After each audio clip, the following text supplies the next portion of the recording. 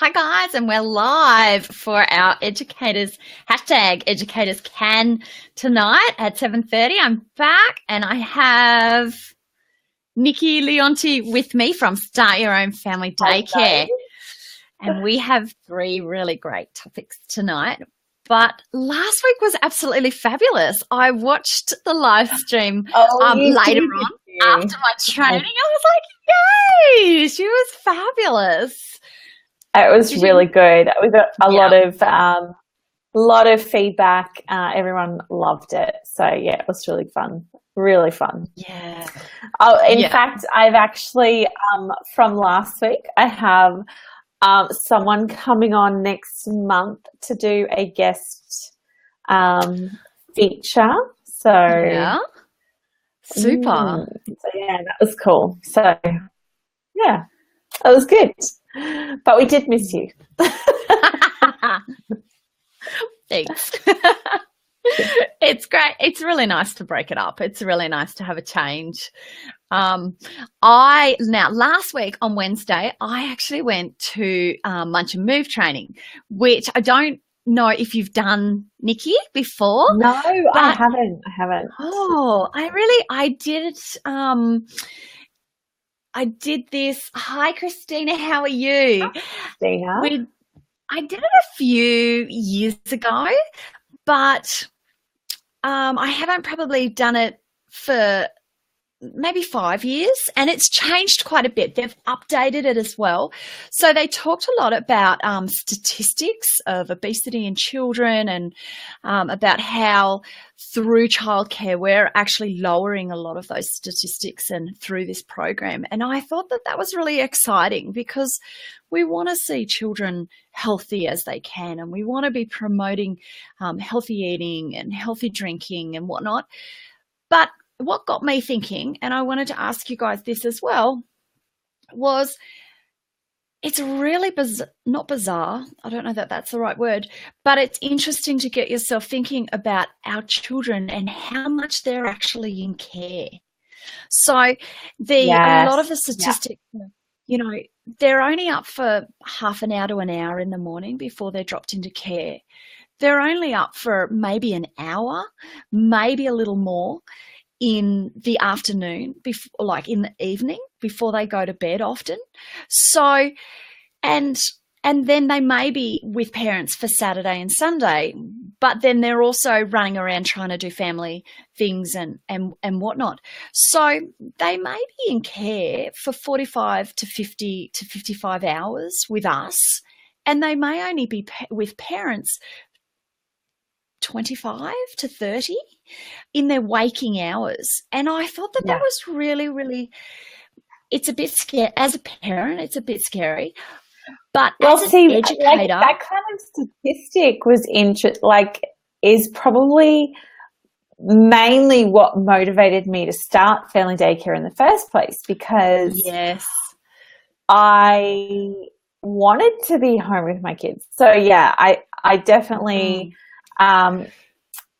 I definitely see both sides of the story. And, like even tonight, this discussion, is not putting down parents who use care all the time. Absolutely not. It's essential. I've been on the opposite end, like the other side, where Luca was tiny and I was having to drop him off at 7 in the morning. And so he would just pretty much get up and give him breakfast and get him dressed, and we would be in the car because I had to start work at 7:30. And I'd be picking him up around 4, so he maybe got a couple of hours in the afternoon. So yeah, he was in care a lot, and that is what motivated me to start family daycare, because I didn't want to keep that kind of cycle going. And in fact, Lex and Sophia, Lexi didn't go to anyone else until he was 3. So but yeah, it's a lot of time. That's quite a lot of hours, and you do have a lot of influence on what they're doing. Really interesting. Yeah, absolutely. And totally do not say that in any sense of judgment towards parents. Why I say that is to really stimulate to stimulate educators thinking in how important their role really is. Yeah. And then especially around the lifestyle, the healthy eating, the healthy drinking, the communication, those sorts of and exercises, and I'll go into that a little bit in a minute. But how important our positive influence can be on children. And that's really what I wanted to, stimulate educators thinking on. Definitely not judgment on parents, because, it is what it is. So in this training, do they, are they really just focusing on what you can do for the children, or do they actually look at how you can, like how educators can kind of change their ways? Because for me, I've had experience in centres, working in centres, and to be honest, a lot of my experience wasn't positive. There's a lot of cakes coming in. There's a lot of people going out for a smoke. There's a lot of, Coke being drunk in the staff room. Like the eating habits and health of the staff were not what you would want the children to be seeing or to be following. So I've always thought, and it's interesting, I've always thought that there needs to be training for the educators. So is that kind of what they did as well? Were they kind of talking about educators being that role model? Is that what they're saying? Role model. Absolutely. Yeah. And we talked about portion sizes for children, but then we talked about, hi Sandra, but we also talked about discussions with parents on portion sizes and how to encourage them to have healthy lunch boxes, how to promote, pages of different healthy foods that the children, to get them interested in actually wanting to have healthy food. But then so ideas that educators can take away in a really positive way to work with parents, or snippets for newsletters and things that they can talk to parents about how to get their children eating those healthy foods and actually role modeling the right portion sizes and those sorts of things. Excellent, because and that's another thing I have observed as well. So for most of the families that have come through my family daycare, food is, never anything I need to even discuss. In fact, most of their children ate better and healthier than even I do. And, I'm quite particular with what we eat. So I've never really had to kind of go there, but I do know that quite a lot of the time is that parents don't know what's healthy. And one of the things I did come across when working in centres was that, this one particular parent kept sending these LCM bars in the lunchbox. And I was just like, as soon as this kid ate it, like they were hyper and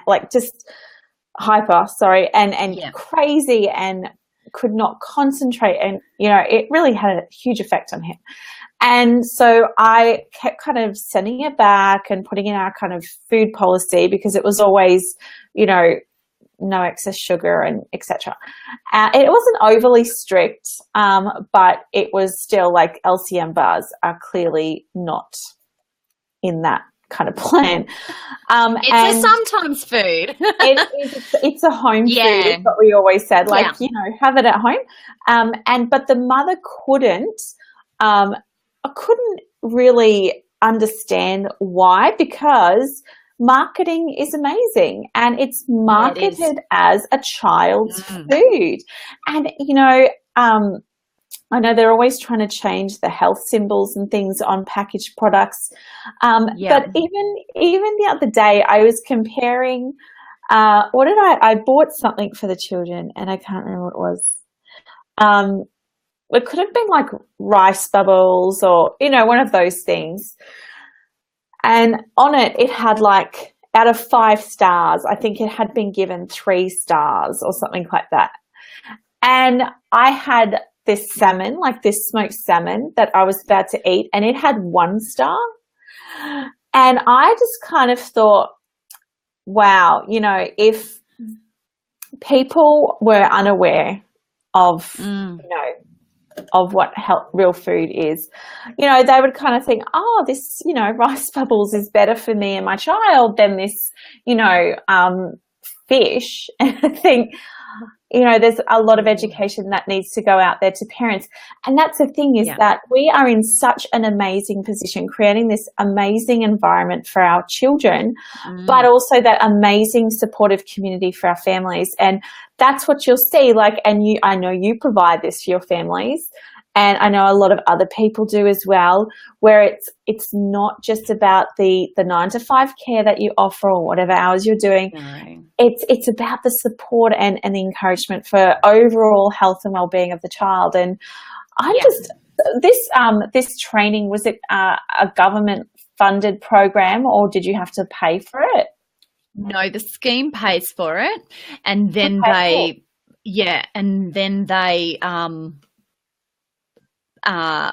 bring all the resources back and share it with the educators. Excellent. So it's an educator. So it sort of goes. So your scheme kind of taught it to the educators. Is that what happened? Yeah, that's what we did. Cool.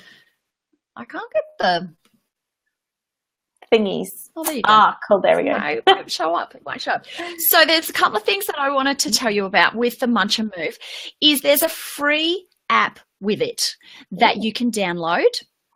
Yeah. And it goes through all the different exercises and what is age appropriate for children. And it's got dancing, it's got exercises, and especially coming into winter, to have a program that you can do for half an hour a week in your lounge room to sort of, I know you don't necessarily have this issue, Nikki, but we get a little bit of cabin fever when it's cold and yucky and rainy and whatnot. It was cold today, I have to say. It was actually cold. Really? To introduce something really, really fun, but full of exercise and really energizing. Even as an educator, I love it. So it would be something definitely that I'd recommend. And it's just called Munch and Move. Yeah. And when you, and it's in the App Store, and when you download it, it asks you for a code, and you just click on the button to say, I don't have the code. I don't have a code. Yeah. And it will let you have some of the resources. And it is, even the free version is really, really worth it. Could you put the link underneath this episode when we finish, so that people can access it? Because I think that would be really useful, especially for those who, need more inspiration and ideas, because, you know, you don't want it to be a whole nother thing to do, but having something so simple as an app could make life a little bit easier for some people. So cool. It's really fun. Like, it's really fun and good. Cool. Okay, so the next topic I had was damaging your reputation when advertising for new children. And I've had a couple of discussions this week with educators that are advertising for children, and they're not getting children. And then there's been several posts in the forums as well about my advertising isn't working, or I'm actually losing children by advertising. Why isn't this working? And I thought we really needed to talk about this. Yeah.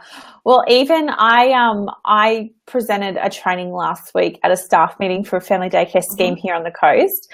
And it wasn't about marketing, but it definitely, that was part of the conversation among educators, just kind of like, you know, what do we do? Because schemes don't have the facilities, resources, connections anymore to get children for you. And so that really is your responsibility as an educator. But damaging your reputation. So first of all, I guess I want you to think about it. So everyone watching, think about if you saw an Indian restaurant advertising day after day after day, and you can sense the desperation in there, would you go and eat there? And I probably wouldn't. No, I wouldn't either. Especially if it's like, and then you start throwing, you know, discounts or freebies and all this other stuff, and you know, and you're there all like really hammering it in. It is not a good look, and it is why you could potentially lose children, because families will start talking, or they see that you haven't got a lot of children. And so they start to think, oh, maybe she might close, so I'm going to move before that happens. Yeah. Yeah. So what were your thoughts kind of that came up around that element of advertising? Look, and I've seen several things this week. One, a scheme posting all their vacancies, and they had a lot of vacancies. Yeah. You know, it's just not needed. Really, if you are going to post in your, there's lots of buy, swap and sell sites for you know, individual towns and whatnot now. If you're going to post in those, don't post day after day after day that you have vacancies. Post fabulous things that you are doing with your service, with your children, not necessarily using your children, but fabulous things, and have your vacancies on a pinned post in your Facebook page. You don't need to be posting your vacancies every single day in the buy, swap and sell sites, because I believe it does damage your reputation. But if you post, for example, we went to the fire station with my children on a super excursion this morning. It was freezing cold, so we had our beanies and our scarves and our big jackets on, and off we went. But we took photos of the fire truck to print later. We took lots of it was so good. But to post that on your Facebook site to say that you had a fabulous morning with the children, it was such a great experience for them, and then share that, you will get people going, oh, wow, gee, her children have lovely time. I'd love my child to have a lovely time like that. And you'll generate interest. Generate interest by doing fabulous things, not by just sticking up your fake vacancies over and over and over. Do you agree? Oh, absolutely. And I think, you know, one of the other ways that you can really boost your business and reputation when advertising is posting testimonials from parents. So if you've got parents saying wonderful things about you, get them to write it down and post that on your Facebook page. And, you know, I always tell people this in all of my online programs, is that don't wait until you've got a vacancy before you start promoting yourself. So you want to have like a constant marketing strategy. And I know when I say that, it sounds super technical and a lot of work, but it's not. If you just aim to post 2 to 3 times a week on your Facebook page and in the groups, exactly the types of things you just mentioned, fun excursions, photos of your environment, you know, pictures of your program, testimonials. You know, there's so many things that you could post about saying how amazing the environment is, and, you know, all the fabulous things that you're doing, and just doing that 2 to 3 times every week, so they can see, look at all these things that they've done, and wow, she's been so consistent. I can see that she's been doing this for a year or so. And it's never too late to start doing this. And even though you may have vacancies and you feel desperate and you want to just be bombarding everywhere with your vacancies, just that could really damage yourself. So do these things that we're talking about. Start posting regularly. And in terms of paid advertising, because, you know, I know that people get kind of a bit annoyed when they have to pay for any kind of marketing, but a paid ad or a boosted post using Facebook ads is such a brilliant way to get in front of parents with young children, because you can actually target that. And do a photo. Yeah, do a photo of the excursion you've just done, or create like a little mini video, which is super easy to create. Don't be, you know, if you aren't sure how to do that, just message me. I can help you.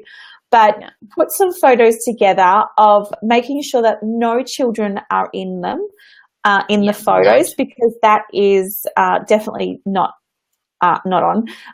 So in terms of kind of getting around that, taking photos of the playground, taking photos of the fire truck, taking photos of an activity, maybe just with their hands in it, you know, things like that, just making sure no faces or, you know, I don't like seeing photos of all the children and then these black dots on faces. Like, that makes the photo look a bit weird. So you can be creative without getting their faces in the photos, but putting that little video together and then boosting that using Facebook ads for, say, $10 is actually going to get you a significant amount of reach. And $10 is so affordable. Imagine if you could just get one enrollment out of that ad. I mean, it seriously pays for itself. So just doing that. So constantly reiterating how amazing you are, rather than that smell of desperation in just ramming it in front of everyone's faces in the groups. So getting people to talk about it, getting parents to talk about it. You know, a friend of mine, Catherine from last week, she messaged me the other day and said, I've got a child leaving next term. I've got a vacancy. Can you let people know? And so, you know, I just let some of my friends know, and some people in our parent groups. So just let your families know, and, you know, promote and get them to talk about it. So there's so many other options. You don't have to go down that kind of, desperate, and challenge yourself. Challenge yourself to get, say, 2 extra children, like 2 children. Once you're full, challenge yourself to get 2 children on your waiting list or something like that. So that you never get to that stage where you're looking or desperate for children. That's just and that's another good point. Even once you are full, continue to do those weekly posts and sharing, so that people are still talking about you, because, you know, we've all been there. You know, a family up and moves, you know, maybe like mum or dad have to move jobs or whatever it is, and you know, that can you know, vacancy can come up really quickly. So don't stop. It changes everything. Plan. Super simple, honestly. Will take 5 minutes 2 to 3 times a week, and it gives you that professional look, and can definitely improve your reputation. So that's a good one. That's what it's about, that professional look. We've got some really good comments here from Christina. Sorry, I haven't been reading them. She says, family daycare for me is to provide a loving home environment for the children and the parents. It makes it easier for the parents to go to work, the knowledge that their children are being loved and cared for in a home environment, kind of like extending an adopted family. Totally agree. I've always felt that with the kids that I take care of, you know. Me too. I've never forgotten any of their names, you know, even if I see them around. You know, they're all getting much older now. There's some are at school, and, you know, it's amazing. Yeah, we've got big uns. Christine also says she's been vegan, so she incorporates healthy food choices in her menu, which I love. Excellent. The children all engage and help prepare the meals that they eat, and they also have the choice of what and how much they eat. Love that. All is fresh and homemade, and we only drink pure water. Absolutely. Water is the go. That is absolute one thing. Anything else, you know, they don't need anything else. It's amazing. You know, if you look at the sugar content in juices, and you think, I don't drink juice myself, but, you know, it's a lot of sugar in one glass of juice, and then you've got this tiny person drinking, you know, they come in with a bottle of juice or something. I think, wow, that's like a massive hit of sugar. And if you think of how many pieces of fruit are in that juice, like how much juice is in there, you know, there's no way you could eat that much fruit. So, you know, and I think, it's just, I think we just have a question there from Ashley. I can't see the whole question. Ashley. So Ashley writes, what are the absolute must-haves or things to think about when starting up a family daycare? Oh, this one's a cool one. Oh, this is a good one. Must-haves. So I assume, are you talking about resources, Ashley? So Ashley, do you mean resources, or do you mean and like furniture and things like that?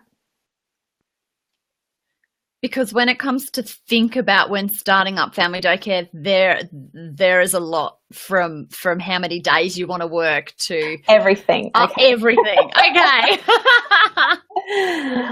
Oh wow. Okay. I guess I always look at what I already have, and now you want to make sure you've got a place for them to sit and a place for them to eat. So, you know, you can, when you're starting out, did you do the same thing? I know it was a long time ago when you started, but, you know, everything has multiple uses. When I first started, like I was on a really tight budget when I first started. So I had these tables from Bunnings, you know, the adjustable height legs, and they were like $40 or something like that. So I would use those, and that would be our craft table, and then a tablecloth would go over it for eating. And I would buy the little chairs from Bunnings. So it was my only table for a while. But then I got a few more. Table-wise, I use card tables. I had an elderly couple donate me 2 card tables, and I just cut the legs off. Oh, brilliant. Yeah, and they're square, like they're really easy for 4 children. Yeah. And then I've got a table outside, which used to be a dining table, which we cut the legs off as well. So did not spend much money on tables at all. And you can go and do that at Lifeline and secondhand stores and things like that, and get, you know, an old timber table and just cut the legs off. And same with chairs, like you can have little chairs. You don't have to spend a lot. I think that the absolute must-haves is just making sure you've got, you know, your change area. So a change table is not essential. You can always have a change mat on the floor, but it's just like, it kills my back. Oh, really? Okay, so I have always been a change mat on the floor because I'm someone that gets so distracted, and I just didn't want the risk of a child falling. And I'm like, I bounce all over the place. So it's just me. It's how we run, and it's what we do. And so for me, just to have a nice big basket that I can put up high, that I can lift down onto the floor, and a mat on the floor. That's what I've always ran with. Just because, I don't know, it made me feel more comfortable. Yeah. Great. So by this, a lot of the things that sometimes educators can see as essentials, other educators don't even use. Yeah. So it is definitely about thinking how you want to run your family daycare. What will work for you? Like, as Nikki said, her back, she really needs a good change table, whereas I don't want a change table at all. So having a real think about what will work for you, that's what counts. That really is. So I guess for me, like some of the other must-haves is just having like, I guess when you're first starting out, having an idea of the ages of children that are coming in. So for me, I had an expectation of over 2s. And I mostly had over 2s. So the resources that I was using was based on that. But I had my own children, so that kind of made it a bit easier because I had most of the stuff. But things like art supplies, craft, and all of those things, you know, that's fairly easy to get. But generally wait until you have an idea of what age you're going to get. Because if you get a lot of babies, you've got all this craft, you know, it's kind of a waste. And gather things as you go. Don't spend a massive amount of money on something that you think you might need. Once you're starting, like, Once I you always start put interviewing $20 parents. or $30 every week aside, and that's what I use to kind of build up. And I would look through, you know, Facebook groups for really sturdy toys like train sets, the wooden train sets, which we Wooden still sets. use all the time. I think I Duplo have block. 4. Yeah, like Yeah. there's, you know, even books, kids' books. So I had a friend of mine was a centre director, and they got all new bookshelves, right? So I got this amazing wooden bookshelf on wheels that has like your books kind of face out to you, and then behind there are shelves. And amazing. I use it all the time. Cool. So that, you know, I got that for free, which was really cool. You know, the other thing is, I guess it's sleep, like rest time. I have always just used sleeping mats, which I got from Playtime, I think is the company. You know, but if you just Google that, you'll be able to find some sleeping mats. And I just have 4, and then bought Are they the ones that hang on the wall? I use sleeping mats and they hang on the wall. So mine just slide into a cupboard. They're only they're only the like thin little blue ones, but you know, they're not too thin. They're enough for the kids. And then I just got the cot sheets from Kmart or one of those. Yeah, mine are from Kmart too. I've just updated all mine from and done a whole new lot of fitted sheets from Kmart. So it is like there's so many things that you can really just get started pretty quickly. And then I guess your essentials are your safety things. So absolutely, you know, for me, we have a flat screen TV, and it's not secured to the wall.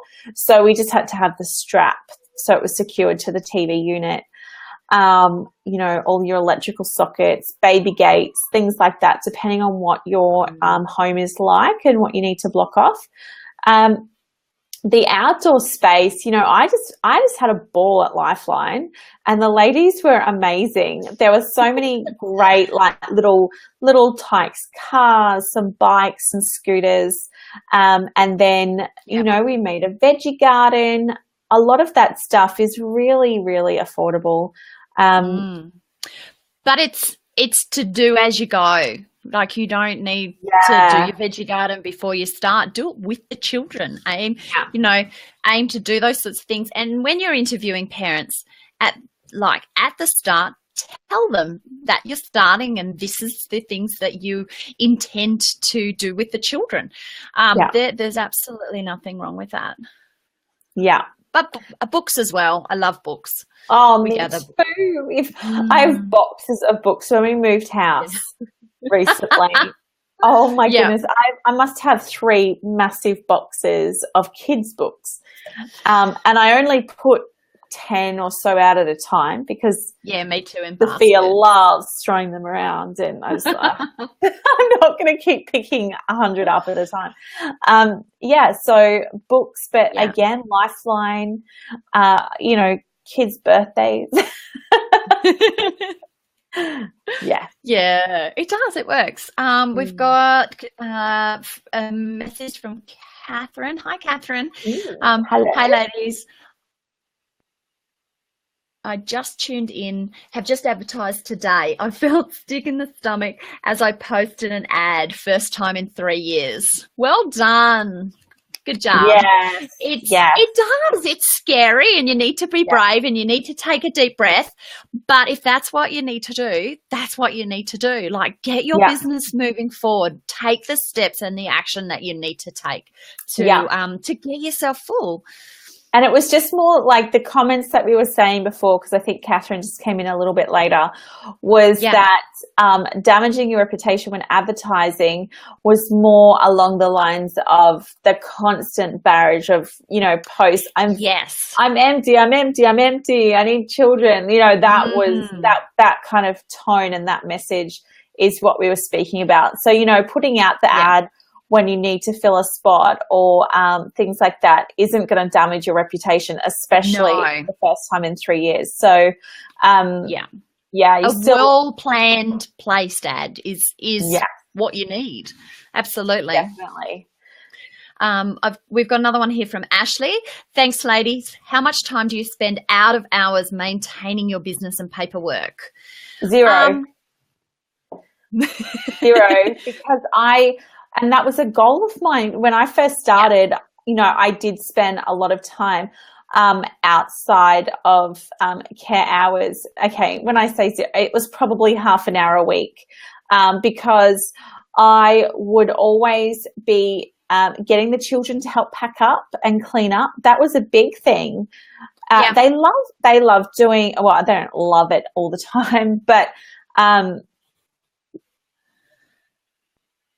oh, okay, hang on. I didn't see that whole thing. But anyway, you know, getting them to help pack up and being tidied up. So when the last child left, then everything was ready to just kind of move into family time.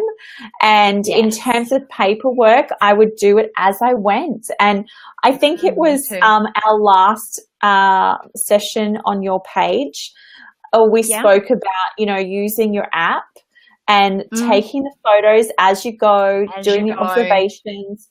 If all the children are playing nicely right in front of you, you know, get your iPad out and jot a couple of obs down, and there you go. Take those photos, do the obs. Yeah. Move your programming around with you and the children so that you can do it in work hours. There's nothing that says you have to, you know, leave it on a certain spot and only do it after hours. Move it around with you. Do snippets as you go if that works, and try and get it done in hours. I suppose, you know, there are times when we built a new sandpit, so we put aside an afternoon to do that. So there's those sorts of bigger things that, of course, also, like, if you're going to upgrade things, need time. And I find, like, I always did invoicing and receipts and stuff. Usually just that was my half hour outside of normal work hours, and I just do that all in one go. And, you know, check what people paid the previous week, you know, just kind of do all of that, sit down, focus on it and move on. I think it's when you kind of get distracted, Facebook's there, and you're like flicking and scrolling, and then that task that you had set time aside to do just drags on. So just kind of, you know, and you'll fine tune it. When you start, things will be all over the place for a little bit, but you'll fine tune and realize what's essential and what is not, and Okay, we've got our final one. Just promoting your service, and you have to have a website. And Nikki, I believe you did a training on this week. Well, I was at a scheme training last week, so I was presenting not about this, but this conversation came up after, and, you know, people are like, oh, do I have to have a website? Is it essential? And my stance is yes, you need to have a website, because for me, I always think of, again, I'll give you my Indian restaurant example again. You know, before I go to any restaurant, I Google it. I see if I want to check out their website. If they don't have a website, I'm like, is this place legit or not? And that is the reason why you should have a website, because if you don't have a website, people generally these days do not think you are real and that you really exist. And so it's okay if you're relying purely on word of mouth, then that's okay. But even if people are finding you on social media, they will go and Google you and see and look for your website to, you know, check your pricing, check what your space looks like. Even though you may have all of that on your Facebook page, people still trust a website more than a social media page. And they'll still Google to see if you are legit and if you have a website. So that is my reasoning why you should have a website. Now, when I say that you should have a website, I don't mean you have to go and pay someone $1,000 to build this fancy schmancy website. It doesn't have to be like that. I have gone through this before, and in all my trainings is like I have a whole kind of tutorial video on how to build your own free Weebly website. So that's weebly.com, weebly.com, and it's free, and it's a template website. You literally type in your content, you drag and drop like a text block, an image block. It's like building a little Tetris game, and then you put in your content, you upload your images, and you are done. And that is really, really simple. It'll probably take you a couple of hours to put together, and you only ever need to change it is when your prices change, or maybe something significant changes. I don't put my address on my website, but I do put my mobile number, and people can call me. I always put my suburb, but people can call me to come and check it out. So that is a really, for me, I do think that having a website is essential. Yeah. Yeah. And, especially if you're in the first few years and you haven't built up that whole kind of community base, because generally people are going to trust what their friend says hell of a lot more than what a website says. But if you haven't built that up yet, then having a website is really important. Yeah. Yeah. Nice. Super. All right. That's us for tonight, guys. Oh, that was fun. Wait on. No, we've got more questions. Yeah, that didn't show up. I'm sorry. I've just flicked it now, and here they are all of a sudden. So Christine says, I utilize the time that the children are resting or participating in quiet activities for all of my paperwork. I only take about 15 to 20 minutes a day on it, and am always up to date. Do a schedule and keep everything simple. Absolutely, totally agree.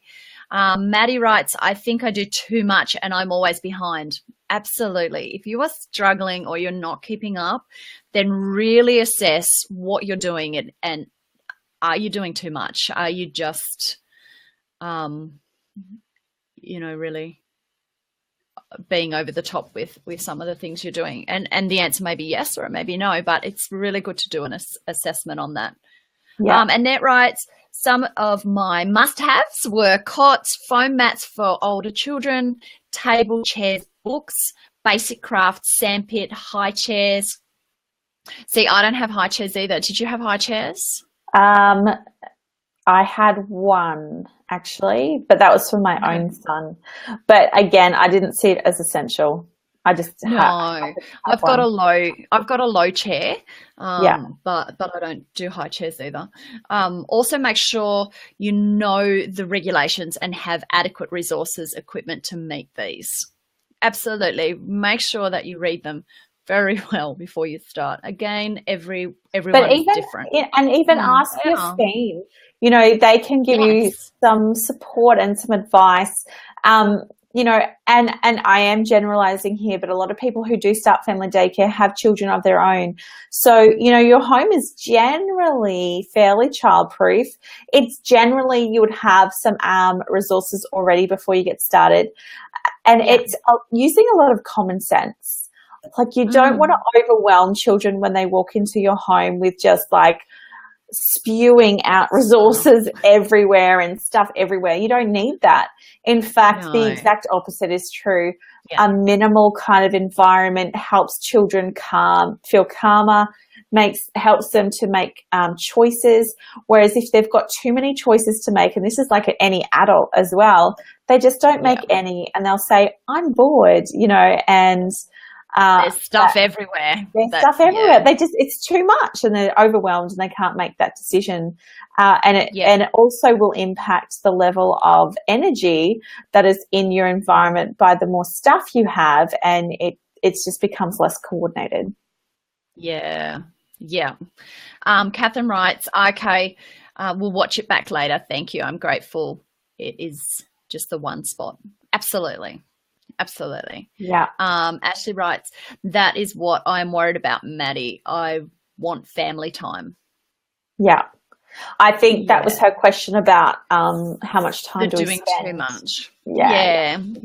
And again, we do this for our family. This is one of, I would say a lot of educators do this for their family. And when it starts taking away from family time, we really do have to reassess what we're doing every day and how we can fit things in a more productive way. Christina writes, website blog is a great way to advertise consistently. Nikki provides training for all the basics, and I would highly recommend utilizing this training that she provides. Websites for super easy. That's beautiful, Christine. Well done. Thanks, Christina. Amy wrote, I'm returning after having 7 months off after having a baby, and I feel like I'm starting again, nervous-ish, and had a massive cull of useless things and clutter. Absolutely. Yeah. And much at 7 months off, you pretty much are starting again. Although, you know what you're in for. You know what's kind of involved. And again, just as soon as you can, connect with educators in your area. And I always found, and we had such an amazing, supportive educator network, even though we were all from different schemes. If I couldn't fill a vacancy, like if I was full, then, I'd send it off to someone else who I knew had a vacancy. So really networking with some other educators in the area is really, really important, because as soon as you kind of let go of like, I need to hold all of this in for myself, as soon as you kind of let go and just know that the right children come to you, it's all about sharing and building that network. And these educators helped me stay sane when I couldn't go out for a while. Like, sometimes I had new children starting and I couldn't leave straight away, and I couldn't do excursions for a week or so, and it was like, Amy writes, oh yes, I love interacting. I'm not an antisocial person. Absolutely. Connect. Excellent. Connect. Yeah. Cool. Okay. Now you have on in 10 minutes, don't you? Yes, I do. Well, you are a busy woman tonight. I do. We have a Q&A for our beginner's guide to the EYLF, which is the Q&A starts at 8:30 tonight. So that will be exciting. Yeah. Lots of fun with that. Yes. I am with my marketing podcast is relaunching on Monday. So that's, I've been busy doing that. So next episode is coming out on Monday, which, I'll be sharing. So if you are looking for marketing tips, go and check that out. I'll put a link up on Monday once it's ready. So, look at all these things. It's so much fun. It is. It's lots of fun. Thanks for having me tonight. Oh, thank you. It's nice to be back into it. Thank you for being here. It's great. It's really, really nice. All right. Have a wonderful week, everyone, and we will see you next week. Bye. Bye.